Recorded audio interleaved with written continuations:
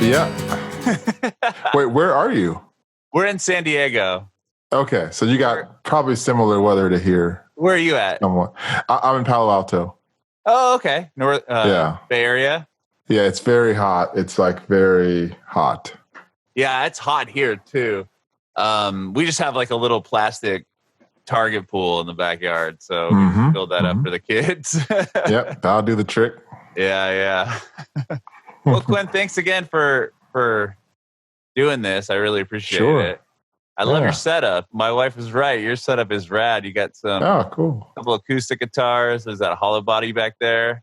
Yeah. Got the Gibson, I think, is back there. Yeah, and I've been playing some piano lately too, so that's been fun. I'm just kind of learning. I'm not going to be playing out anytime soon, but it's been fun.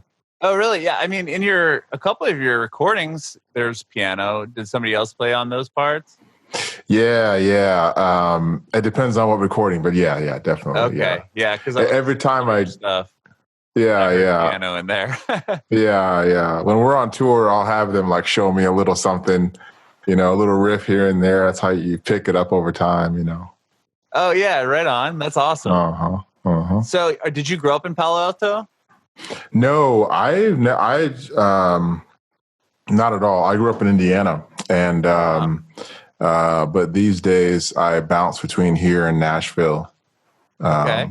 But yeah, I grew up in Indiana. I came to the West Coast. I went to Washington State for college in 2000, and then I just kind of stayed on the West Coast. Rad. So you said you're bouncing between Nashville and Palo Alto?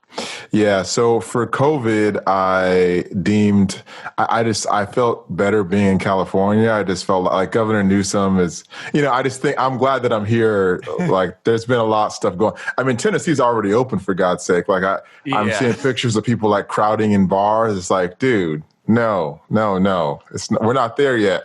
No, not yet. We're not even close. Yeah. San Diego didn't get hit nearly as hard as that's good in the Bay Area, and everyone's they just finally opened up the beaches, and you can't be like stagnant though. Like you have to be moving, so you can't just post up there and hang out for the day. You have to be moving. Okay, that's how it is. I see. Yeah. I'm not sure about up there in the Bay Area yet because it was really bad up there for a while. Yeah. I mean, overall, California, I mean, per capita, our numbers are really low. So, and I think it has a lot to do with how serious, we took it, but it's, we got to power through, Totally. So you decided on California instead of Nashville for your quarantine? Yeah, I decided to come out here, and it's good. I mean, it's great. It's like, what are you gonna do? I mean, I feel I honestly can't wait to get back. I mean, I want to record, I want to tour, of course, all these things. My band is out in Nashville, but I've been writing a bunch here and everything. So it's like, I miss Nashville, but also I think I'm in the right place right now. That's good. That's really good. I actually interviewed somebody the other day that was in Nashville. And she was asking about our weather, and I was like, "Oh yeah, it's hot and sunny." And she said they had like gnarly thunderstorms and stuff. So at least you're looking at sunshine. Yeah. There in Palo Alto, that's. But hopefully, soon enough, you'll be able to get back to Nashville. And I keep saying I feel like. I wonder if we're going to have a huge earthquake here because it just feels unfair. It's like we're just out here. I mean, sure, we're sheltered, but I mean, it's like there's ice storms on the East Coast. There's tornadoes in Nashville, in Tennessee. It's like, man, please don't let the big one happen now. This is not, we're already stretched thin, so. Totally. And now there's like those killer hornets. Did you see those? I did see that. It's like, what's going on? What is I know, man. 2020 was supposed to be the return of the dancing and the frolicking and. Sure. The new decade, but yes. Right. Well, tell me about growing up in Indiana. Yeah, man. I grew up in Gary, Indiana. That's where I was born, and we moved around a bit there. But yeah, it's. I mean, I definitely, leaving was 100% the best move, but I don't mind that I grew up there. Like it was cool, man. I mean, it was, my grandmother, I sang a lot with her, in church and yeah, I mean, I was just talking about this the other day. Like we were like latchkey kids in Indiana, it was like, I remember just being home, those bags of, you get those like freezer vegetables and you poke a hole in the plastic and you put them in the microwave. Oh yeah, yeah.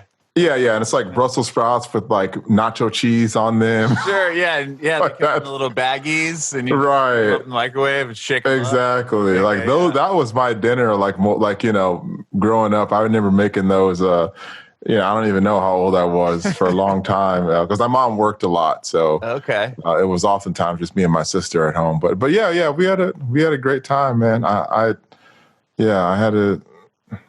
was good out there. We live up north by the beach. I mean, not on the beach, but like up by Lake Michigan. Oh, sure. Yeah. So yeah, we would, that was cool to have that close and everything. And Chicago, of course, go to the Taste of Chicago in summers. And my wife likes to go to that a lot. She loves that. Cool. Yeah. Her dad's from Chicago. So. Oh, cool. Yeah. So you can get like snake meat and you can get all kinds of. But she's telling me like, that was like her favorite thing was the taste. Oh yeah, yeah, and then the 4th, of course, that's sitting on the lake and watching. Yeah. I have family in Cleveland, so I've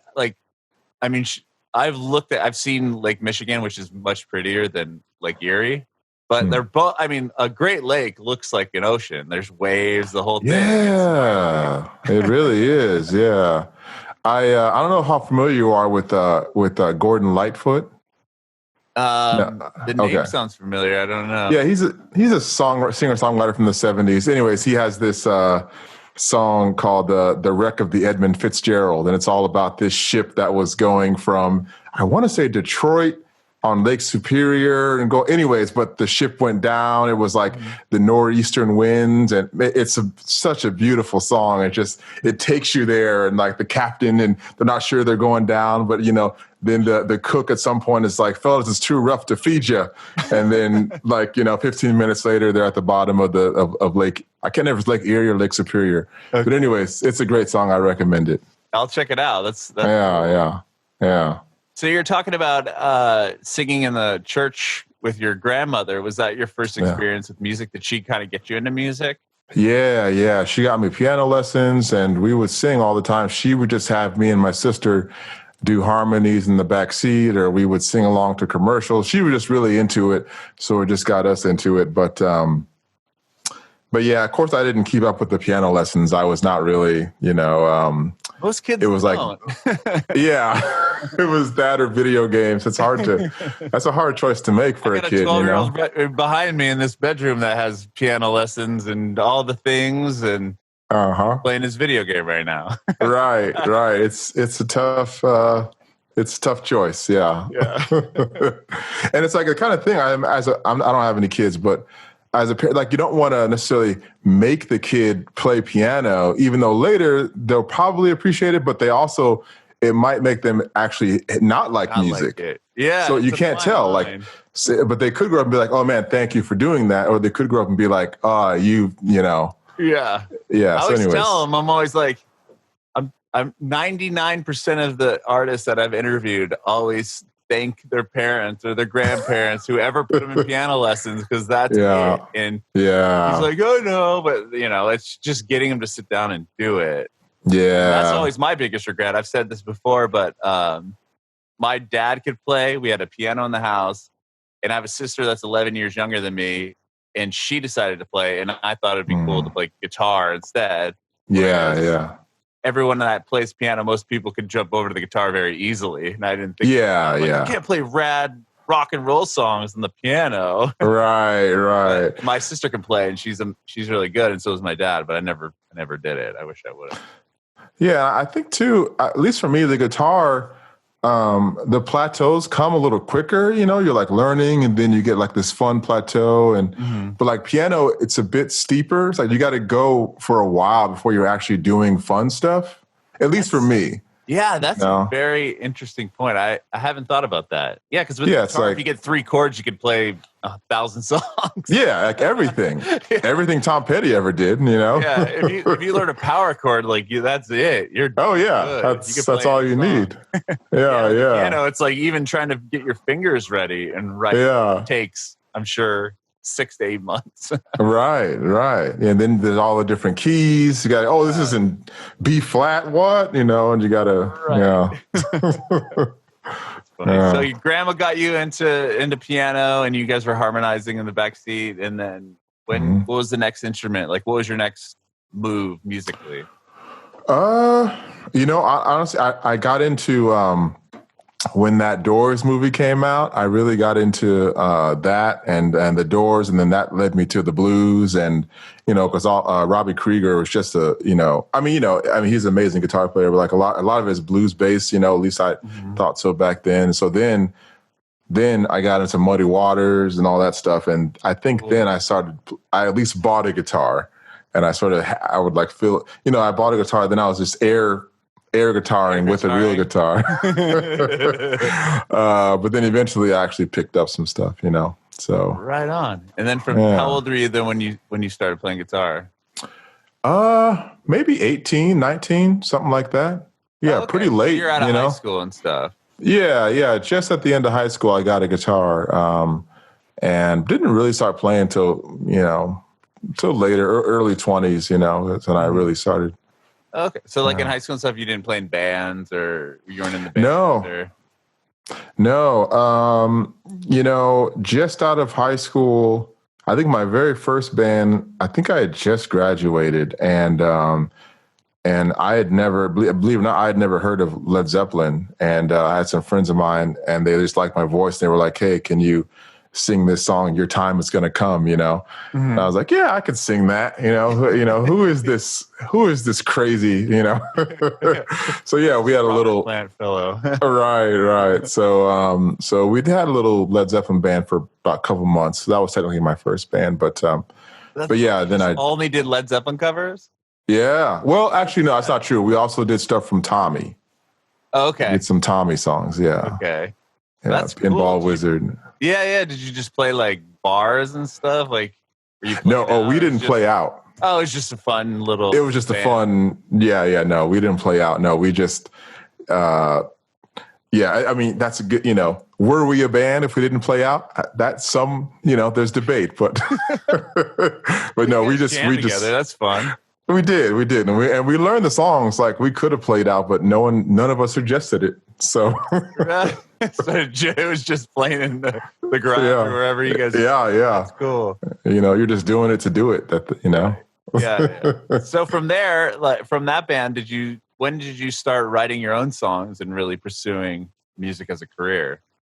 Well, I mean, I'd always kind of been writing without knowing it, how you grow, you're just writing poems or you come up with a little ditty here and there. Mm-hmm. But like actually writing songs, probably, sometime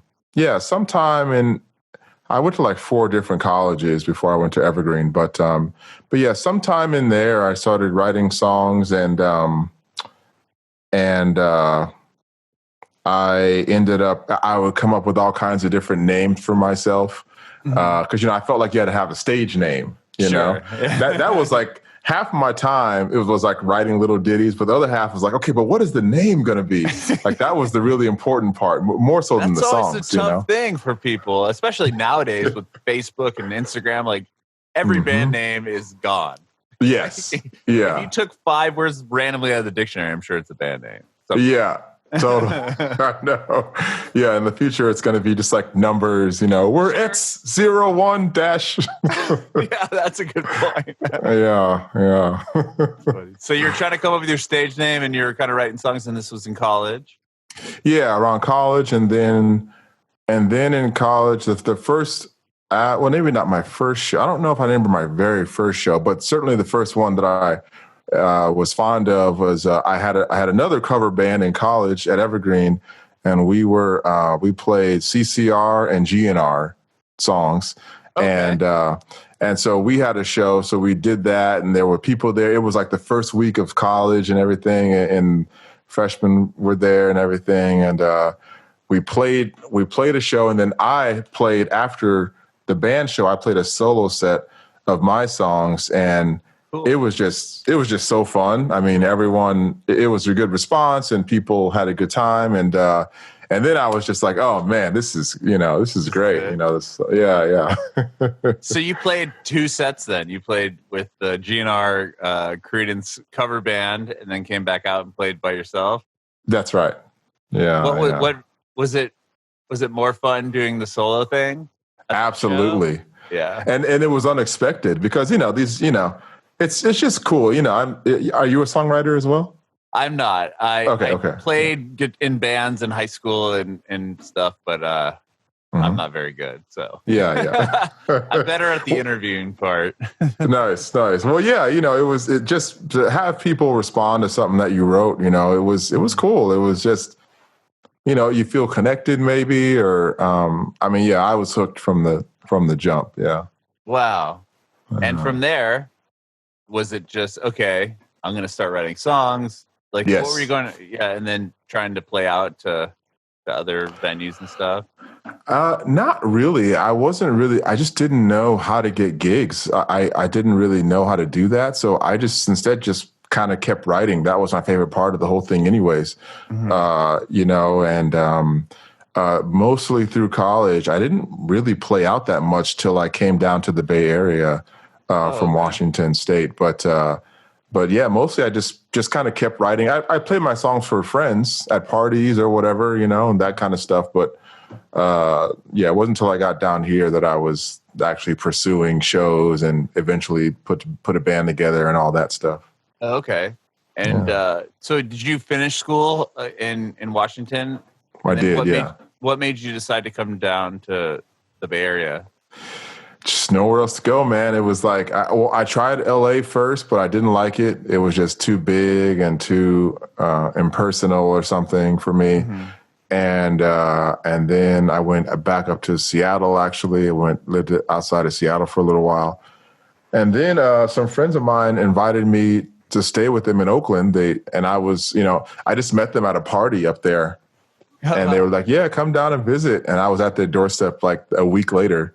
And just loved it. And Oakland was like, it was like the, what is it, Goldilocks, it was the just right, the Bay Area. I really dug it. Oakland in particular. So, I lived in the East Bay when I lived up there too. Yeah. Oh, cool. I didn't live in the city. So I me neither. The East Bay. Yeah. It's just a bit more chill, and and there's so much like the Oakland pride thing. Like the Oakland, it's everyone's so happy and like it's like a best kept secret kind of feeling. Sure, yeah. I mean, like Merritt, all that stuff was so beautiful. Yeah, like, such a cool town. Yeah. That's cool. So your friends invited you, just these random people you met at a party were like, hey, we got a spot, and you just moved in with them? Yeah, just moved in, and I was there for about 3 months before I found my own place, something like that. And it was fun. We were a nice little, because they were a couple, and I had never. I mean, it was just, we just kind of we had a nice little home. I remember it was this like little yellow house, and I think I stayed in like this little living room area, and it was a good introduction to the town, That's cool. Yeah. And were you working down there? Like, how were you moving around? Like, did you move down to LA and then back up to the Bay Area to pursue music? That was your goal? Not really. I mean, it was always in the back of my mind, but I really didn't. For me, it was like music. It was a surprise to me when I started making money playing music, so that happened like it just kind of built up, and I was like, oh, like I'm kind of living off of this now. And then I stopped because when I first got to the Bay Area, I got a job working with autistic kids. Oh, wow. In the schools. Yeah. Amazing. Yeah. My youngest son has autism. The one that had the breakdown. Right the interview, yeah. And the pool set it straight. Yeah. Said it. Hopefully, I haven't heard him screaming since. So my wife's probably outside with him. Yeah. So I did that for a while, working in the schools, and yeah, there's aspects of it that I miss. I mean, it was good to like. It's it's like you don't see the progress, like you don't see necessarily what you're doing until like a year or so later, it kind of takes time to go back and you're like, oh, all those things we were working on like now are evident, but. Sure. Yeah. Yeah. That's cool. Yeah. So you're doing that and you're playing music at the same time. And That's right. Was that in Oakland? When you were working with autistic? Okay, cool. Oakland, Berkeley, yeah. And it was cool too because there was a fair amount of downtime. I mean, I kind of had to always be on my toes because like the folks I was working with were tended to be, I just had to be on my toes in case things changed quickly, Sure. No, I get it. Yeah. So I live it daily, dude. Yeah. But it did give me a chance to write. I mean, I would be in class in the back of the class, just like writing songs in my head, on paper or whatever. Mm-hmm. And so that was good. Yeah. That was a good thing. Well, tell me about Undercovers. Is that your first release that you ever did? Yeah, that was the first release, and yeah, we went in. We were gonna record some of my songs, but I just got a bit too nervous about it. Like I had never recorded before. I was like, you know what? Let me try these covers and see if we can pull this off. And then, so that's how that came about. So we ended up doing a lot of our favorites. Fats Domino and. Chuck Berry and just whatever Muddy, of course, and so so then we did originals after that. Did you I wonder if you wanted to go the covers route because that's kind of how you started off as well, like you were in the Zeppelin cover band and then you're talking about being in a GNR and like a Creedence Clearwater cover band as well. Yeah. Maybe do you think that has any influence on going the covers route? Probably. Now that I think about it, I never thought about that before, but probably because, there is something comfortable about it, right? I mean, these are hits for one thing. So, if they're not coming across. Yeah. Yeah. So, yeah. But I think there was probably a comfort factor. And I think it's a little easier to experiment with someone else's song because you don't have, when I'm writing my own song, sometimes I feel hampered by, like, I only see it one way because that's how it comes to me in this way. And then somebody can be like, oh, what if we did like a rumba beat instead? And it was like, no, it's not that. But of course it can be that, it doesn't matter. It's all so, but with covers, you don't have that constraint because, yeah. So it felt good. Yeah. I love the album cover too. It reminds me of like a Chuck Berry album cover or something. You got cool. Guitar, it's just got that kind of like old timey vibe to it. I feel like with the backing dancers or the backup singers on the cover and stuff. Really cool. Yeah. Paul Waters did the art. Yeah, he did the art for that one and the next two. Yeah, he's great. Yeah, that one looks really cool. The vibe of. I mean, they're all really rad looking. That one just really caught my eye when I was like, oh, and it's called Undercovers. Cool. It's all that's rad. Right so on. From there, when was the first time that you released music that was was all yours? Is that originals? The next release was originals? So I think a little before originals, I released an album that isn't available out there right now, but it was called Lions on Lakes, and that was just me and acoustic guitar. So I think I did that one, and then I did originals and Late Night Drive at the same time.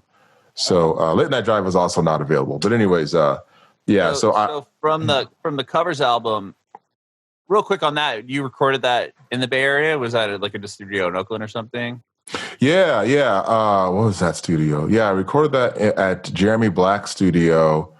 And I forget the name of that studio right now. But anyways, yeah, Jeremy and Cochran McMillan, who's in Tea Leaf Green, I think he was in that band. But anyways, yeah. Okay. Oakland and then spot, yeah. Was that the same spot that you recorded the release that you said isn't available online? No, Lions on Lakes. I just did that record in my buddy's house, a little bit in my, like all over the place. Like we did that one thing. Yeah, exactly. Cool. Yeah. Rad. Well, then tell me about, was that scary putting out this is the first time you're actually releasing something that's yours, right? Yeah. Was that kind of scary? Like, what was your thought process with that one? I mean, I guess it was kind of scary, but I was just in love with the songs, so if you're in love with the music, it's like, you feel good, if only 10 people buy it. For me, I know I did the right thing, because it's like, sure. This is the record I wanted to make. Good, great. And, looking like, you definitely get better at recording, but, at least I knew the songs were right, so, there's always so much to learn about the actual, because back then I didn't know that, there's writing the song, there's arranging, but then there's like the choices that you make in recording it. There's just all these things, and they're all completely separate, or, they're all like a new decision to make. And, anyways, so there's a lot to learn there. Sure. And that was, you said just you on the guitar. Yeah. You were playing guitar, and then Originals was the first time that you worked with a full band. That's right. In the studio. So were you writing the songs with a full band? Like, did you have a band at this point? Like, tell me about getting the band and recording that album. Yeah, so I met Ken O'Brien was the bass player in the Blue Beat Review for pretty much the whole time, and through him I met Matthew McGillivray on drums, and then Chris Siebert on piano, and then the gals, the backup singers I brought in, Nicole Rodriguez and Amber Gugges and Viola Voila, aka Mary, and so once we had the band together, we just went in and recorded all the songs we had been playing live. Yeah, we just did it that way. Matthew produced the record, and so there was some decisions made there. But yeah, that's the band that I recorded the Originals album with and the Undercovers album with. Yeah. Oh, okay. Same band on both records. That's right. Yeah. Well, tell me about on the Originals album, you have a song called Pale Angel. Uh-huh. That song did really well. I mean, it's doing really well on Spotify. Like, was it playlisted? Or was it just became a hit for a minute? Like, tell me about that song. Yeah, I think it got playlisted a few times. I think it's got Chris Siebert on piano, he just makes it sing. It really makes the song, and it drives it and moves it. And that song, I used to call it Lesbian Cocaine Party because that line is in the song, but it just felt a little too, Pale Angel felt like a better title. Sure. But that's literally what it was about. A party of mine, a party that my ex went to and told me about. And I was just kind of getting over her and just kind of wanted to, just kind of had something to say about it. So, sure. Man, I it's funny because that's one of the songs, looking back on Originals, there's a lot I would make different decisions in sort of into the recording part of it. Mm-hmm. But Pale Angel, Left This Town, one, like 3 or 4 of them turned out like we couldn't have done it better, Mm-hmm. So Pale Angel is definitely one of those. Very cool. And with that album and obviously the uncovers and the solo one that you put out, were you playing like with the full band? Were you guys touring at all, or were you just playing like local shows in Oakland? Yeah, just local shows. Yeah, well, I didn't tour with that original Blue Beat Review band. My Nashville band I have now, we definitely tour. But yeah, no, we had. So Chris Siebert, our piano player, was in LeVay Smith's band, and they're like a popular like swing band here in town. And so cool. He kind of always, and they're married, so he kind of always had to stay close to home. Mm-hmm. And so we didn't really have a touring piano player. Things like that kept coming up, and I kind of wanted to tour, but just couldn't quite. So yeah, those first 4 or 5 years, it was really just all in the Bay Area. Okay. Mm-hmm. And then when you put out with This Could Be Yours, was that the next release after Originals? Yeah, the next yeah. So that album came out in 2018. Were you in Nashville yet at this point, or were you still in Oakland? Yeah, so I had by that time I had started jumping back and forth, and I had a new band, and I was spending a lot of time in Nashville. Actually, when I made This Could Be Yours, I had already recorded Book of Soul. Oh wow, the one that's just came out. Yeah, I recorded Book of Soul actually in 2015 or 16 maybe. So I recorded that before This Could Be Yours. And you know, but I didn't put it out for reasons. But then I went and recorded This Could Be Yours in Oakland mostly, but I'm sorry, actually at my buddy's house in San Francisco. And then we did a little bit of recording at the Bomb Shelter in Nashville for This Could Be Yours as well. Okay. So tell me about going, like, what took you from Oakland to Nashville? So I met, I was at a festival in Washington State and met my good friend, Bobby Baird Jr.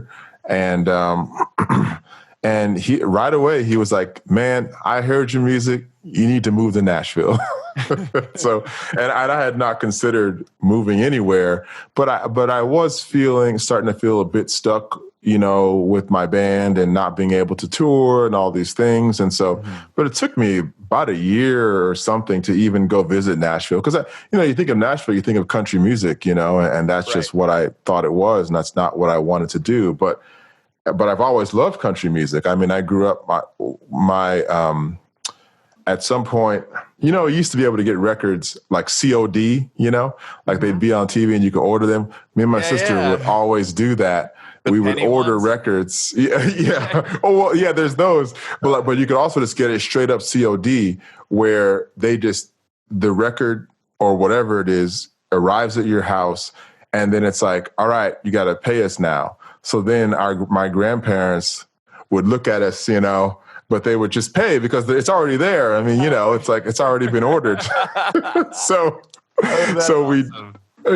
we did that with a few, and we got this country record one time that we just loved. We just spun that record all the time, and it was like a greatest hits thing. It had Waylon on it and Willie and who knows who else was on there, but lots of different songs. So yeah. Anyways, I was always into country, but then, man, when I went to Nashville for the first time, it just fell right into place. Like it just felt really good, and you know, the concentration on storytelling and on songwriting and the craft of songwriting, that's always been what I was really into, you know, and Nashville is just about that, like very much. And so right away I got into it, was introduced to Andrea, who runs the Bomb Shelter. So that's how I ended up moving / recording there. Yeah. So when you got there, how did you find your band there? And how did you start networking with people? Yeah, well, the Book of Soul band I found through Andrea. Oh, okay. Yeah. So he heard my demos. He was like, right, got it. And he got these guys together and they just killed it. But then over time, I met my touring band in Nashville, kind of also through my friend Bobby Bear Jr. And you know, this friend leads you to this person and this person. So you know, Dave Guy, Jerry Pentecost. Just a great band that I play with there. Wow, that's cool. Yeah. So you said you recorded Book of Soul earlier, 2015. That's right. And when were you touring on that record? Or no. Touring on those songs at all? Or like, tell me about the first time you went on tour. Yeah. So we went on tour to support This Could Be Yours. Like we recorded in around 2017 or so, and we went on tour. And man, it was so fun. I mean, you know, especially for me, all of the years of buildup of not touring, you know, had it really added up. So, you know, and we went all over. We went to we played in Colorado, and then we played Denver, of course, and but we played Telluride. That's right. We played in Telluride, not for the bluegrass festival, but just at this club. And man, it's just so beautiful. I mean, just all the places that you get to see. I mean, I'm very much suited to touring and seeing all the different places and the traveling. I love road trips. I always have, you know, so man, we had a great time. And then, you know, some highlights like in Boise, Idaho, there's a festival. What is it called? Well, anyways, there's a festival.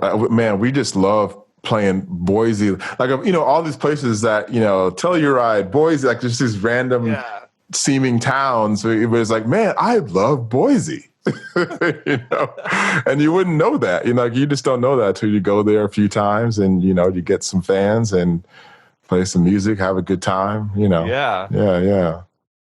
Were you on that first tour, were you guys just touring as, you know, just with just your band, or did you have another band were you playing with? Were you opening up for somebody? No, we just toured just my band. Yeah, just our band. Yeah, I got a van, you know, that I bought for this purpose. And so yeah, it was just us in the open road and all these shows. Yeah.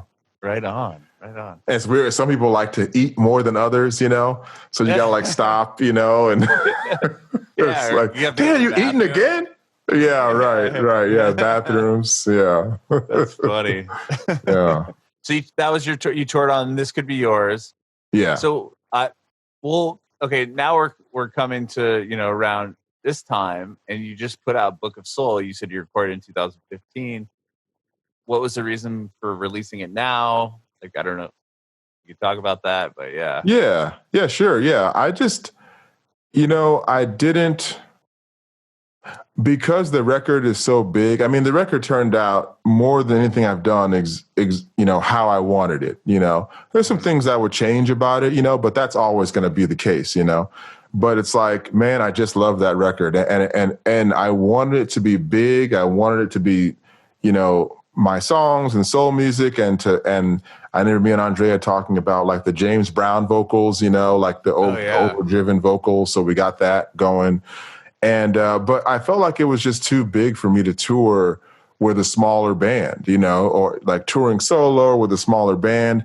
And at that time, once I finished the record and I had it in my hand, I didn't have a band yet, you know. So I was like, man, I don't know what to do with this record, and I don't want to like do it wrong. Like I want to treat it right, you know. So yeah, I decided to. So that's when I shelved it. And then once, you know, 2020 rolled around, I had my Nashville band. We did a great, you know, we toured Russia last year and some other dates.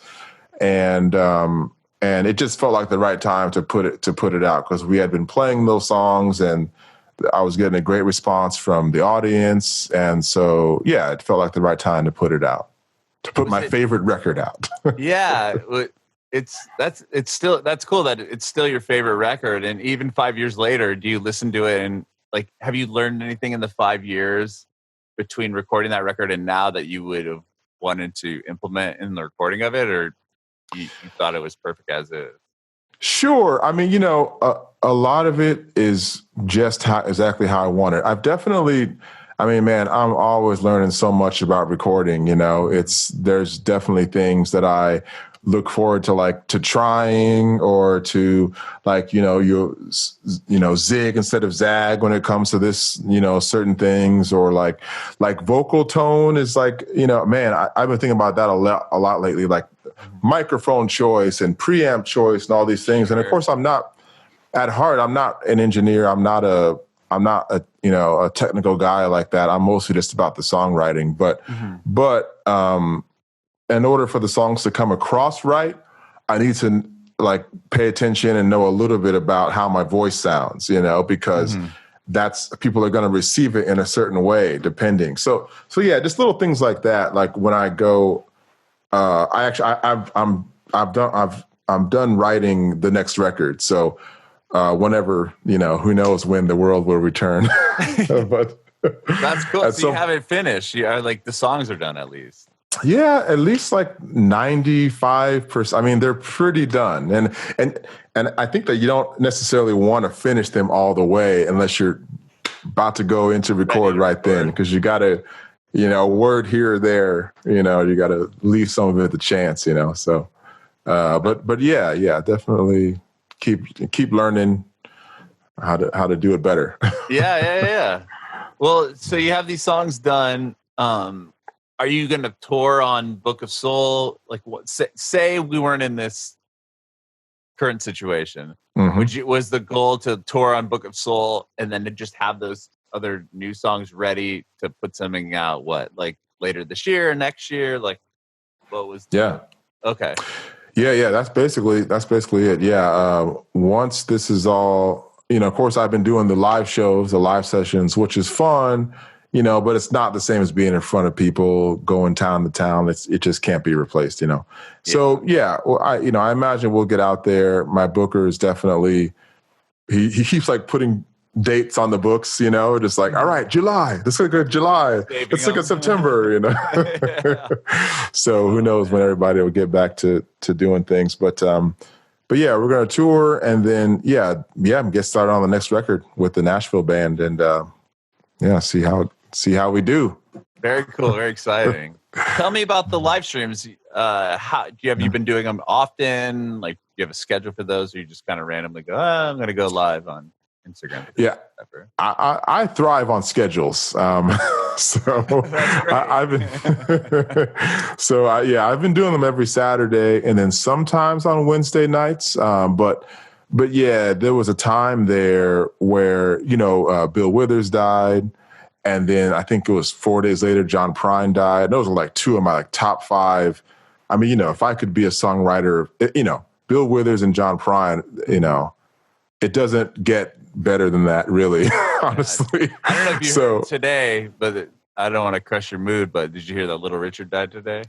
I did hear that. Yeah. I did. Yeah, we were spinning Little Richard earlier while we were making breakfast, man. Like, it's crazy. Man, it's what an original cat, Yeah. I mean, great. I mean, his voice and the power.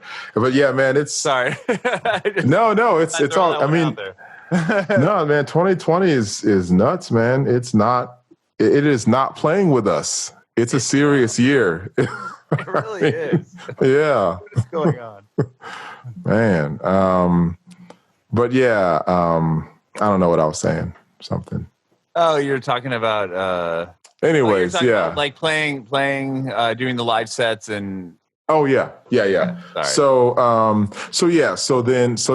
did a Bill Withers thing, and I did a John Prine set. Then it was Willie Nelson's birthday, so I did that last Saturday. So I tend to I'll do like 3 or 4 of their songs, and I'll do a bunch of my songs and kind of mix it up because that keeps it interesting for me, Otherwise, it's just like but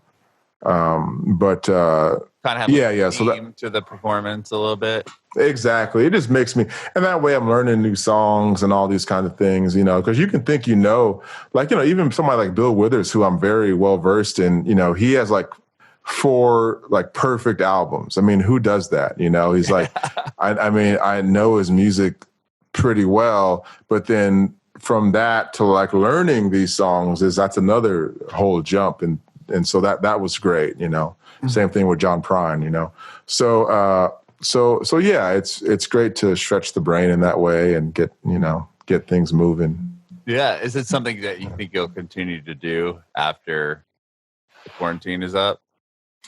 I may continue to do the live shows. Yeah. It's a good,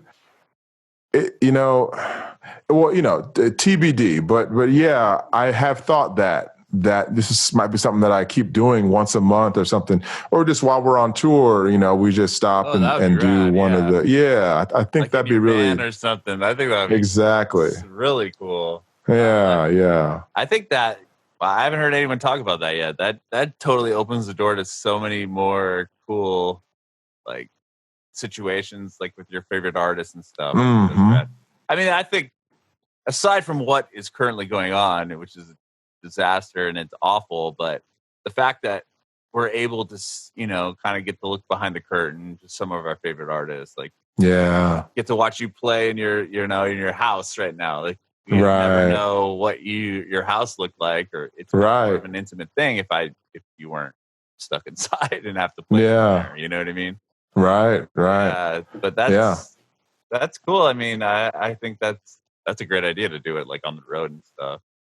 Mm-hmm. Yeah, I think it's more about access these days. It's more about, being, I don't know about like friends, but it's just you put yourself out there, like more so like it's like the days of like the mysterious Dylan. Sure. It's the opposite of that now. It's here's my guitars. Yeah, here's me. Like, you'd have to buy the album and be like, oh, what do the Beatles look like? Okay, right. Oh, yeah, that's what they look like. right. Now everyone's like, yeah, totally. 10,000 pictures of them on the internet and like, right. Yeah, we've perhaps gone overboard. Right. Perhaps. Yeah. Right on, Quinn. Well, thanks, man, for talking to me today. I appreciate it. Yeah, man. Sure. I want to know if you have any advice for aspiring artists. Oh, man. I mean, the same advice I try and follow, which is you really got to dig into yourself. You got to, just find that thing that really gets you going and write that, like to me, it's all about that. Lately, I just been trying to write more and more in my own voice, which is harder than it sounds, honestly. It's really, it's tough to know yourself and to have the courage to like write the truth of yourself down. It's just kind of hard to do. And it's been really fun, that journey. So that's what I would tell people to do.